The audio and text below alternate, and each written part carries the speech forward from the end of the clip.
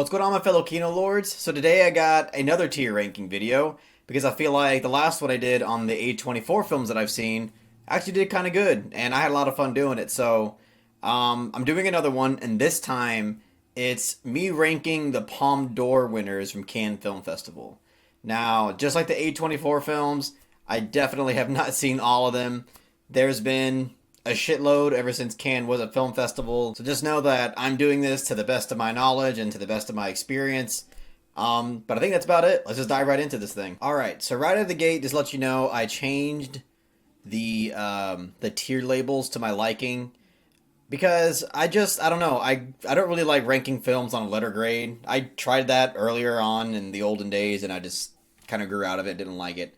Um, so I have masterpiece at the top. That would be S tier, and then everything else: fantastic, great, good, mid, and shit. I added in this fantastic one because I feel like a leap between great and masterpiece was a little much last time with the A24 category, and I didn't really add an in between tier between good and mid. I thought about it, but then I realized, to me, if it ain't good, then it's probably mid. Like if I'm not willing to call a movie good, then it probably deserves to be in the mid category. But alright, let's start off with the first one here, which is Scorsese's Taxi Driver. Now, I love Taxi Driver. I think that in terms of the cultural impact of that movie, the influence that it had for filmmakers after that, and just like the influence when it comes to just stylistic filmmaking after that point, I think is incredible. Thematically, I think it's quite ahead of its time. But I don't know. A hot take of mine is that it's not even in my top five Scorsese movies. I know that sounds fucking crazy. I mean, if I made like a top seven or something, it would probably be in there. But I just happen to just really enjoy and admire other Scorsese films a bit more than Taxi Driver.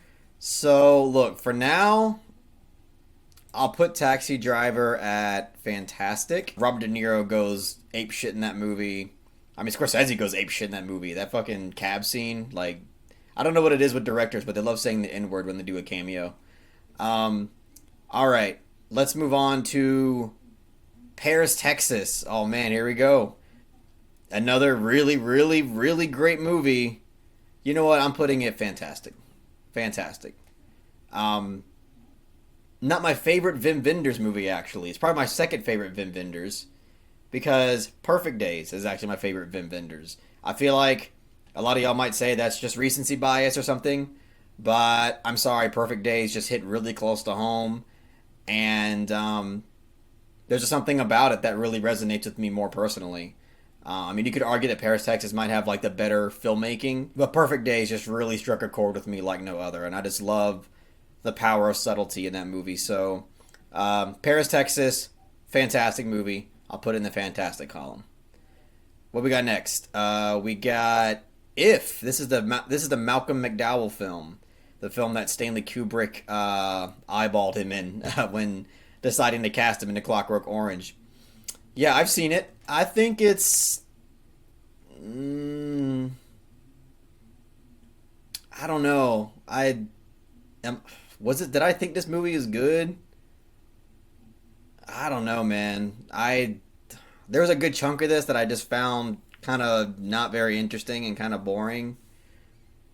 So I don't know. I'll put If at good because I do remember leaving that movie thinking that was really weird, a lot weirder than I anticipated. There's a lot of really like surreal type shit in it. I mean, it's basically on the surface, it does feel just like a movie that explores the kind of like boarding school system in the UK. Um, but then there was just a lot of weird like again like psychological and surreal shit about it that I don't know. I guess I appreciated those elements of it quite a bit because I didn't expect it. And the ending is crazy. Like the ending is like it's just I don't know. It's and the way how it talks about gun violence in the school system is again kind of ahead of its time. So I'll put If at good for now.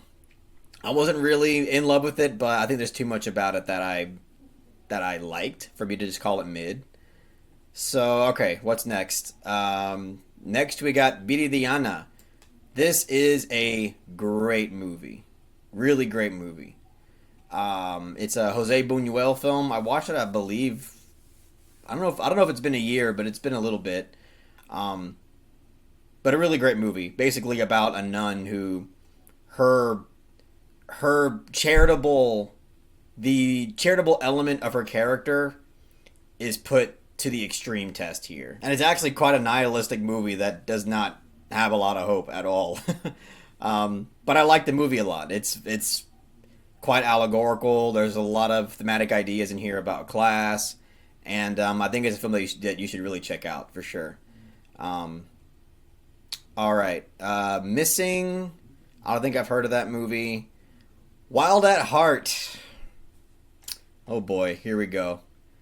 People aren't gonna like this one, but boom. I'm sorry, but Wild at Heart to me was a mid movie. I mean, saying mid was kind of harsh because there were things about it that I liked, but I mean, I liked Nick Cage's performance. I liked Willem Dafoe in the movie. Laura Dern is great, but I don't know, something about David Lynch's like quirky, surreal style in here just didn't quite work for me. I mean, maybe if I viewed it just as a comedy, I would like it more.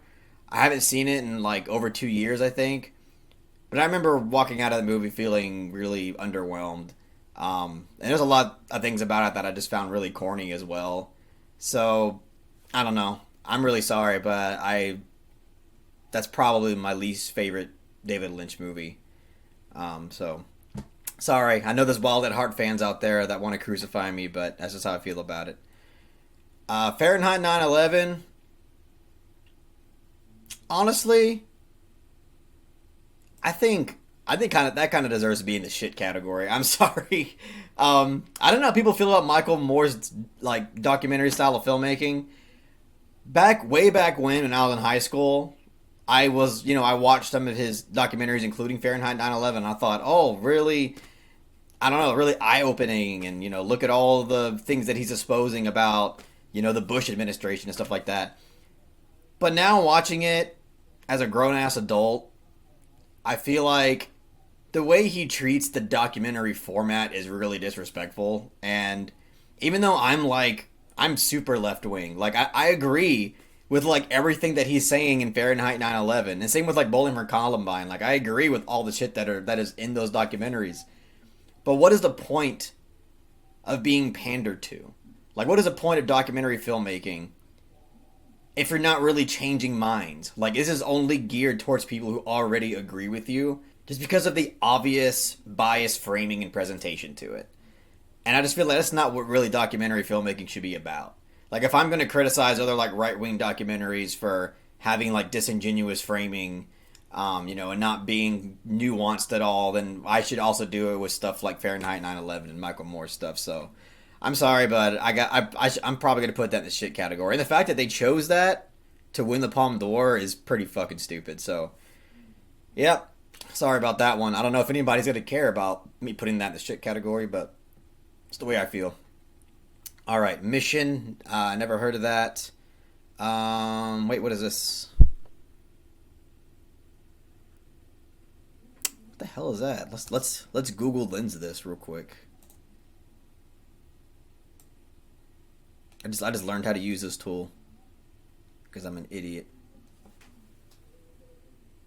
What is that? The Birds, the Bees, and the Italians?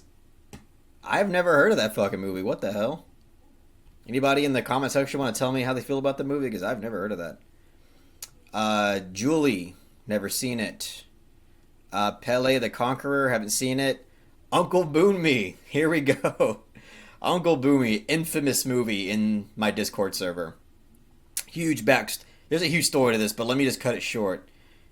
We had a voice discussion on Boonme back when I first made the Discord like 4 years ago. Almost everybody hated it. I didn't hate it. I gave it a 6 out of 10. I thought it was good, But most people hated it. All of a sudden, a particular person in the Discord watched it in 35 millimeter, loved it, gave it 5 out of 5, and all of a sudden there was just this big wave of everybody who once hated it just absolutely loved it and called it a masterpiece. And now there's this huge resurgence in the Discord, everybody calling Uncle Boonme a masterpiece. But I'm sorry, I don't think it's a masterpiece. I'm sticking to my guns, and I just think it's a good movie. Um, but back then, everybody would have put this in the shit category proudly. So I'm curious what did I'm curious to hear what y'all think about Uncle Boomy. It's just a very intentionally slow, surreal, and bizarre ass movie. That's very avant garde. I mean, I'm surprised that Cannes even chose that to win the Palme d'Or. Um, because it is very experimental and just like oddly otherworldly. But all right. Let's see. Marty, haven't seen it. The what does that say? I'm just gonna zoom in, man. I'm tired of this shit. I know my vision sucks, but damn. All right. The Go Between, is that what that says? I haven't seen that. Um, Mash, haven't seen that. The Class, haven't seen that. Barton Fink, here we go. Barton Fink, Barton Fink. Let's zoom out a little bit because it's a little too much. Barton Fink, fantastic movie. Fantastic. I don't. I'm not even sure what. I want to believe that I rated that a 10 out of 10 on rewatch, but I don't remember. Either way, I'll keep it reserved and put it at fantastic because I don't know if right now on the back like in the back of my mind I don't know if I would say it's a masterpiece, but that is Barton Fink is a fantastic underrated Coen Brothers movie. If y'all have been sleeping on that movie, y'all need to watch that movie. It is fan fucking tastic. Um, all right, what we got? The Class, haven't seen it. Amor, oh my god, just looking at that poster for Amor just breaks my fucking heart. Um, Amor, shit. Damn, I feel like I want to put that in the masterpiece column because it moved that Amor just fucking tore my heart out and shredded it into a million billion pieces.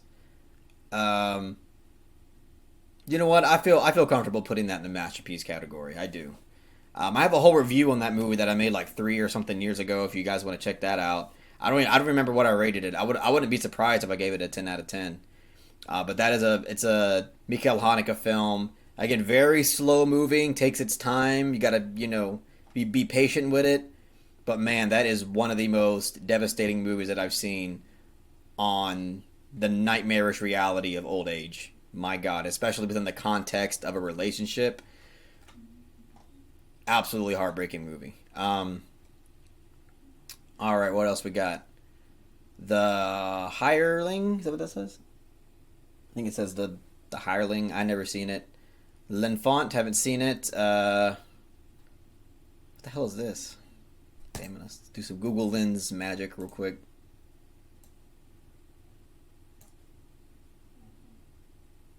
Man of Iron.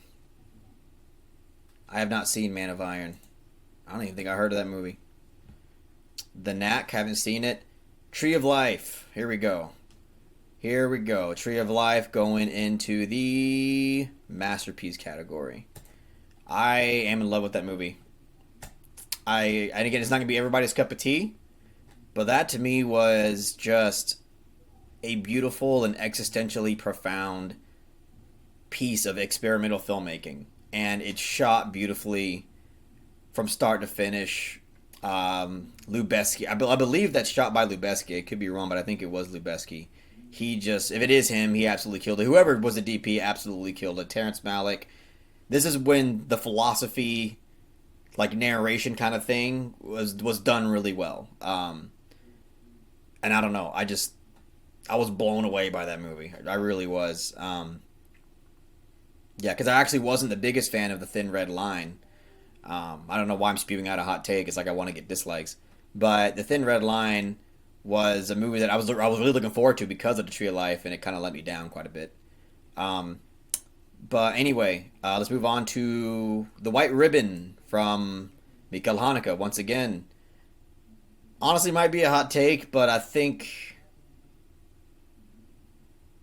The White Ribbon's a good movie. I think it's a good movie. And the only reason why I'm going to put it at good is because it's like, it's not my least favorite Michael Haneke, but it's down there. Like, it's it's a compelling movie, but I don't know. The movie just didn't stick with me nearly as much as his other films do, and it didn't leave that impact. And I know that's kind of a hot take because everybody that I talk to about it like just really is in love with that movie. And I think it's good. Like it's good. Like if in my head, I reviewed it, I probably gave it like an 8. But in my head, with time, I probably would give it like a strong 7 or something. I mean, it's really good, and maybe on rewatch, I'll like it more. But just in my head, I'll say that it's a really good movie. The white ribbon, the white. I'm hunting wabbits. The White Ribbon, I would say, is a really really good movie. But I don't know if I can call it a great movie. But on rewatch, I might eat my words and just be totally embarrassed that I even said that. So we'll see. I Daniel Blake. That is a fantastic movie. Another absolute tearjerker. That movie was a goddamn tearjerker. Um, and a very like important, examination of how society fails. Not only, obviously it fails as people that need help, but older people that are not the most equipped to adapt to new technology and the new way of being. And it's just, I don't know. It's a great examination of the failure of society to help people in need. And Ken Loach absolutely creates something that again is so heartbreaking. Lead actor here, I don't remember his name, but fuck, he was so good in that movie. Um, yeah, I Daniel Blake, fantastic movie. Blue is the warmest color. Have not seen that movie. I've been wanting to try it out. I know Leia Seydoux is in it, and I love her. I recently saw her in The Beast, and I thought that was a really awesome movie. But I haven't seen that yet. But I think the reason why I've been putting it off is because one, the length, and I think also because I mean I heard there was like a really extensive sex scene in this movie, and I mean look, don't get me wrong, I'll watch some steamy shit all day long, um, but I don't know, I heard that was something that really dragged the movie down, because it came off like male gazy or something. But I just need to watch it for myself and see what I think about it, because there are plenty of people who really love that movie. So one of these days I'll check it out. What is this? All right, let's Google Lens it. Thank God for this tool, or else I'll just be skipping over movies. Oh, the cranes are flying. Okay, yeah, this is a movie that I really, really need to see. Because I loved I Am Cuba to death. Like, same filmmaker. I loved I Am Cuba. I heard the cranes are flying is more experimental and out there, but it seems like a movie that I would love, and I'm sure that it is directed and shot beautifully. So I definitely need to get to watching that. The Piano, I have not seen it. The Square, I have not seen it, but I'm very interested in both of these movies. Um, the Square, Ruben Ostlund. The Piano, I believe, is directed by Jane Campion, if I'm not mistaken. Two movies that I need to watch. Deepon, I've heard of that movie too. I want to watch it. Haven't seen it yet. Kagemusha, I've heard it. Haven't seen it. Othello, haven't seen it. I don't know if I have much interest. Yol? Is that actually what it's called, or is it in a foreign language? Let me see. Yol. Yeah, it's called Yol. I don't know. I never heard of it.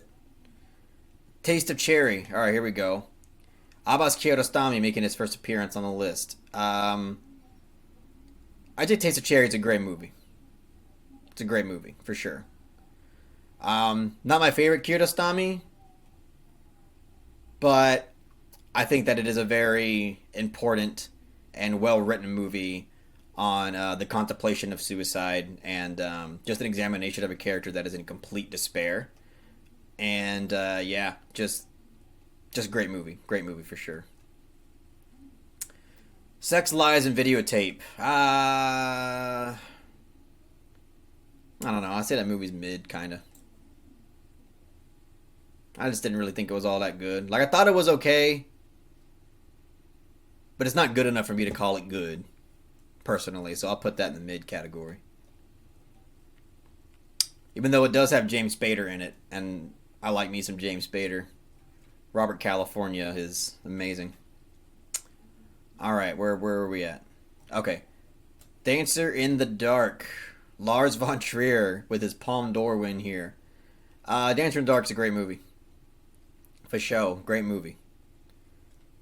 I don't even like musicals at all, and that is one thing that was still holding me back about it because it still feels like a musical. In my opinion, it does. But Bjork is fantastic in the movie. Um, just the bleakness of it, I think, is engrossing. So, yeah, Dancer in the Dark. Lars von Trier will never fail to make you feel like humanity is the worst thing ever concocted on the earth. Um, all right, Friendly Persuasion. Haven't seen that. Pulp Fiction. I feel like it's gonna make me sound like a hipster or something, like some uncultured hipster. But Pulp Fiction is a masterpiece to me. It's not my favorite Tarantino movie personally, but it's hard to deny that that's a 10 out of 10 movie. Like it's a 10 out of 10 movie. What the hell? Oh, The Long Absence. Okay. Nope, haven't seen that one. El Pagador de Promesas. If I had to try to translate that, that's the payer of promises or something like that. I don't know. Let's see. Let's Google Lens this shit. I put it in the foreign language, man. Help me out here.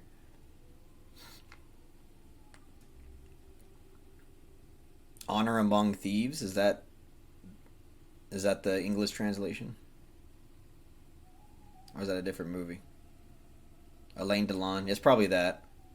Well, I haven't seen that one, so moving on. Best Intentions. Haven't seen it. The Maté Affair. Haven't seen it. I don't know this movie either. Damn, I'm coming across a batch of just movies I don't fucking know. Miracle in Milan. Nope. Don't know that movie. Let's find out what this one is. Whoever uploaded all these images, um, fuck you. The Working Class in Paradise or something like that. I don't know. I haven't seen that movie. La Stanza del Figaro. I haven't seen that movie. Winter Sleep. I have not seen that movie. Blow Up. Antonioni or Antonini, however you say it. Panini. I have not seen that movie. I heard that was a huge inspiration for Blow Out from Brian De Palma, but I haven't seen it. Underground, I've not seen it. This movie, I just by looking at it, I have not seen it. Same with this movie, I have not seen it. Japanese movie, what is this? Damn it! This uploader, man, had no. This person who uploaded all these images had no mercy whatsoever. Japan. Oh, okay, Gate of Hell. That's a movie that Jin blind bought on Criterion, and I still have not seen it. But I probably would really like it because it's from the same filmmaker of A Page of Madness, which is an incredible movie. All right, what's next? It's just a huge batch of movies I have not seen. Sorry, I feel like I'm disappointed with my uncultured self. Let's see. At least I'm trying to find out though. Find these movies out. 2 Cents Worth of Hope. Have not heard of that nor seen it. Un Hem and Un Femme. Nope, have not seen that movie. Rosetta, have not seen it. The Pianist. Here we go. Masterpiece. I don't know how many people agree on that, but I think The Pianist is a masterpiece. Made by an absolute garbage human being, Roman Polanski. But it's a masterpiece in my opinion. So, there you have it. All right, what we got next? Orfeo Negro? What the hell? It's like Black Orpheus. Is that what that is? I haven't seen it, if that is that. Black Orpheus. Yeah, I have not seen that movie. Secrets and Lies. Here we go. Masterpiece. Another masterpiece from Mike Leigh. That is my favorite Mike Leigh movie. I have a whole review on Secrets and Lies. You want to check it out? We actually had a discussion on that movie not too long ago, and everybody loved it. Everybody loved it. Like, almost everybody in that server gave it a perfect grade. Performances are insane. Brenda Blethyn in this movie, one of my favorite performances ever. There's a whole sequence in this movie it's like a barbecue sequence. It's like a family get together in the third act. It's like a one shot take with so much like improv and like choreography and just this one like raw take of film that is just incredible. Just feels so natural, so compelling. All the actors involved did a great job. Mike Leigh, incredible. Yeah. Secrets and Lies, I can't recommend the movie enough. It's fantastic. No, it's not fantastic. It's a masterpiece. Eternity in a Day. Oh, I've heard about that movie. I've not seen it. I've heard really good things about it. Have not seen it. Third Man, another one. I've heard fantastic things about it. I have not seen it. The Silent World. I've not seen it. Farewell, My Concubine. Heard fantastic things. Have not seen it. La Dolce Vita. Oh shit. Here we go. All right, La Dolce Vita. Here we go. Time to get some dislikes. La Dolce Vita. I think that I didn't like that movie very much. I mean, I remember giving it like a 6, but that was just out of like obligation. I felt. um, Look, people love La Dolce Vita, but and I can understand why. Because I think the direction is, again, like, there's so much talent behind the camera, and I think the actors involved are all fantastic.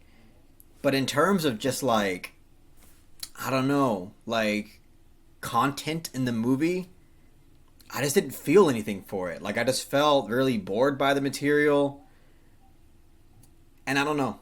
I don't know. It just wasn't. It wasn't for me. I mean, I liked the other Fellini films that I've seen, including Eight and a Half. I know it's an obvious thing to say, but Eight and a Half I thought was bombastic in an actually kind of good way, self-indulgent in a very good way. So, yeah, let's move on. The Tin Drum. I have not seen The Tin Drum. The Wind That Shakes the Barley. I haven't seen it, but I've been wanting to. The Leopard. Oh, The Leopard.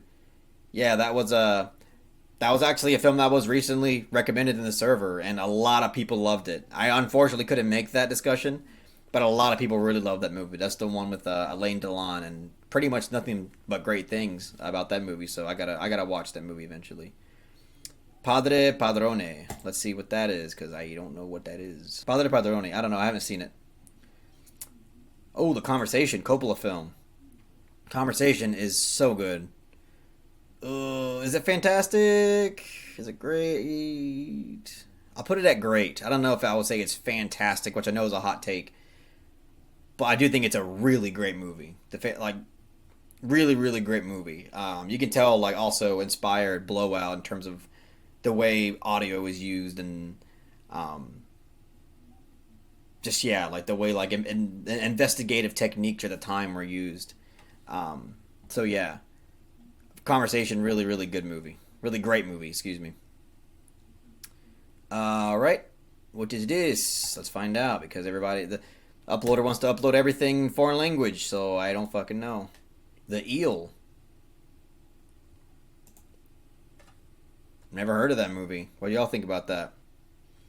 Gene Hackman, Al Pacino. Scarecrow? What the hell?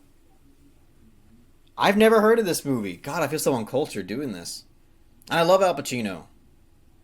What the hell? I need to put that on my watch list. What do y'all think about Scarecrow? I've never heard of that. Shoplifters. All right. Let's put Shoplifters at great. It's a great little slice of life movie. I'm not really the biggest fan of slice of life, but that one was great. Not fantastic, not good, but it was great.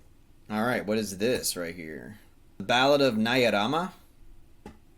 Never heard of that movie. What the fuck? Looks pretty good, though. Alright, what's this? Oh, is that 4 months? I think that's 4 months, 3 weeks, 2 days. 4 months, 3 weeks, 2 days. Guess where that's going, boys and ladies? That is going in the... No, I was kidding. Masterpiece. 4 months, 3 weeks, 2 days. Masterpiece film. I have a review on that. I did forever ago. Perfect movie. Like, from such a raw and authentic feel. This movie is one of the most, I don't know what it is with Christian Mungiu, but he knows how to make something that feels so incredibly authentic. When I'm watching his movies, I don't even for 1 second feel like I'm watching a movie. It just feels so real, so subtly visceral. And I know that sounds like an oxymoron, but it does. Like, the feeling that it gives you, it feels visceral. But what you're looking at on screen is not really much usually. Except for 4 months, 3 weeks, 2 days. That movie kind of does go far, and there's some pretty hard to watch shit in that movie. But not like in a very flashy, like, oh, look how fucked up this is kind of way. But yeah, I mean, just an excellent, excellent movie about what society would be like if you just completely outlaw abortion. And it's not even what it would be like. This is a portrayal of what it was like during a time in modern society where it was outlawed. Um, so, yeah, if that's the world you want to live in, watch that movie. Ooh, The Wages of Fear. Fuck yeah. Wages of Fear. Now Wages of Fear, that is a fantastic movie. Really, really great. I mean, again, pretty old movie. I don't remember if it was the 40s or the 50s, but that movie was so intense, and I just think like again the craft behind the suspense building in that movie, especially for the time, was just so compelling and just so fucking immersive. Um, I mean, conceptually, these dudes have to carry in a large truck a bunch of explosive material across a fucking what's basically this bumpy, rough wasteland of an area, and get it from A to B without fucking imploding. So yeah, I've been really wanting to watch Friedkin's remake of that Sorcerer. I've wanted to watch it forever. Have not gotten around to it. Chronicle of the Burning Years. Have not heard of it, nor have I seen it. Umbrellas of Cherbourg. All right, you guys ready for this? You guys ready for something crazy? Umbrellas of Cherbourg. Woo. This could be a mid move for me, guys. I'm sorry. I know that's an L take. I actually have a more extensive review on that movie. I think I gave it like a soft 6 out of 10. Again, one of those things where it's like, okay, I'd be an asshole not to acknowledge the the objective craft in it. Like the colors are popping in that movie. The choreography is insane. Direction's insane. The the musical performances crazy. Um, but I'm sorry, that shit bored me to tears. It was just, but as someone who just 9 times out of 10 doesn't like musicals, that movie was just like it was like Coughing Baby versus a nuclear bomb. It was, I stood no chance against that movie. I mean, everything that entire movie is sung. There's not a single part of that movie that isn't in some form of that isn't relayed with some form of singing or dance. And it was kind of a nightmare for me. But the singing in it just a constant singing, and the melodies. It just when you do that the whole movie, at least in this case, it just made parts that are supposed to be very deep and very impactful just feel quite static.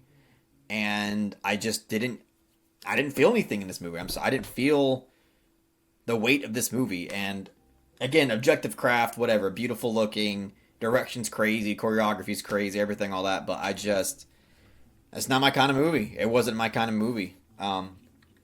So there's that. Now you know that about me. That's great. Apocalypse Now. That is a masterpiece. Coppola. Another masterpiece from Coppola. So, yeah. There's that. All That Jizz. That is a fantastic movie. See, that's like, I mean, some people consider that a musical, and it technically is because the third act of that movie is basically all musical. But that is the kind of shit that I love. That was a really creative use of the musical approach and the musical art form. Um, it was just like, and then also just with having this very like dark twist to it all, was just like chef's kiss, creme de la creme cinema. Yeah, I really loved All That Jizz. I have a whole review on that too if you want to check it out. I have a lot of whole reviews on a lot of these movies, to be honest with you. So if you want to just go through my channel and check them out, please do. Some of them might be dated and cringe, but I don't care. Go ahead. Knock yourself out. What we got here?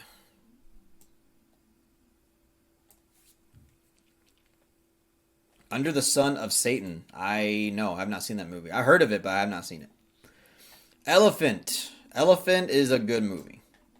I don't think it's a great, fantastic, or masterpiece, but it is good. It is good. Van Sant's basically, his take and presentation on the whole Columbine shooting. Um, yeah, good movie. I think it's definitely the direction and the presentation that makes that movie worthwhile. Everything else is kind of whatever to me. Oh, okay, Parasite. Parasite is, well, I might get shit for this too, but I think Parasite's fantastic. I don't think Parasite is a masterpiece, but I get why people do say that because it is incredible film. I just think there's some elements of that third act that kind of like just reach too far to be this crazy like narrative movie, this crazy story. But I think it could have dialed it back just a little bit with some of the things that it portrays in it. There's a thing in it involving Morse code that I just feel like okay, I think it's reaching a little too far. Um, but I haven't seen it since theaters. I could very well watch it again and be like masterpiece. So I don't know. But my favorite Bong Joon Ho movie is actually Mother. I think that movie is a masterpiece, and I think Memories of Murder is a masterpiece. Parasite, I think it's a damn near masterpiece, but not quite masterpiece. Um, that's it. Hold on, there's got to be other. What about like Titan? All right, so I went ahead and added the Palme d'Or winners that of the last 5 years that were missing. Um, so up next we got Triangle of Sadness, which to me personally, fantastic movie. I know that's such a divisive movie at this point, but that movie to me is fucking hilarious. It is so fucking funny. It's ridiculous, but like clever and smart at the same time. It combines like lowbrow poop humor with like highbrow satire, and I don't know. Triangle Sadness was great for me. I really liked that movie a lot. Um, I mean, I think the best portion of the movie is obviously on the yacht, like on the big ship. But everything else about the movie is really good too. So I'm sorry, but Triangle of Sadness to me is fantastic. All right, Titan. All right, this is where we might get a bit divisive here. I think Titan is a good movie. I think it's really good. Like I think up against all the films in the good category, it's the best one here. I would put it above any of these movies. But I don't like it more than all these other movies in the great column. So yeah, I mean look, Titan, Julia Ducournau, I just think she has a very she has a very boundary pushing way of expressing body horror in a way that is very fucking goofy, but in a way that I feel like she's trying to tell something to the audience thematically. And it's the kind of like Cronenberg method. But um, I don't know. There's something about her movies that I feel like there's like this really goofy aspect of them that I feel like it wants me to take seriously, and it's so hard for me to do that. Because there's, I mean, look, there's narrative elements of Teton that I just think are just fucking ridiculous. Um, and like, it's cool that you went for it. You went for it, and I respect it. But I'm not in love with it, and sometimes it makes me walk out of it thinking, not really the most mature way to handle that. But I don't know. I mean, again, that's another movie I haven't really seen in a long time, so maybe I'll like it more. Um, so yeah, and I mean, I feel the same way about Raw, even though I think I like Titan better than Raw, but I felt similarly to Raw. But anyway, and lastly, Anatomy of a Fall. I tried uploading a picture of it, but it got the stupid blown up picture of it. So I added the other one, which is a lot better. Anatomy of a Fall, fantastic movie, fantastic movie. That is, it's a courtroom drama that is so much more than a courtroom drama. And it uses PIMP in the most. It uses 50 Cent's PIMP instrumental in the most epic way possible. Um, Never even expected to hear that song in this movie. So when it started out with it, I was like, "What the fuck's happening?" But it was epic. So yeah, that's about it, guys. That's about it. Let's zoom out a little bit so you can see what's going on here. That's what we're looking at. That's what we're looking at. Looks like the only one that made it to the shit category was Fahrenheit 9/11, and I don't feel bad about it at all. Um, So yeah, I mean that's it. I know that there's some hot takes in here, probably some movies that you hate me, the fact that I don't love as much as you do, but that's just the nature of these things, right?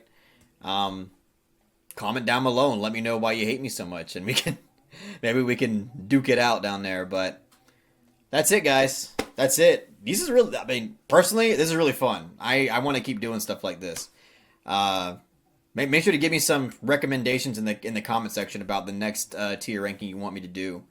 I had one idea of actually ranking rock and metal bands, because I never really talk about music on the channel because it's a film channel. But maybe it would be fun to let you in on a little bit of my music taste. But there was somebody in the comment section that mentioned Criterion covers. I think that would be pretty cool. But yeah, just let me know. I can't wait to hear what y'all have to say. And that's about it. Thank you so much for watching this video. If you really enjoyed it, please give it a thumbs up and share it amongst your friends. And don't forget to subscribe to the channel to be updated on more film-related content.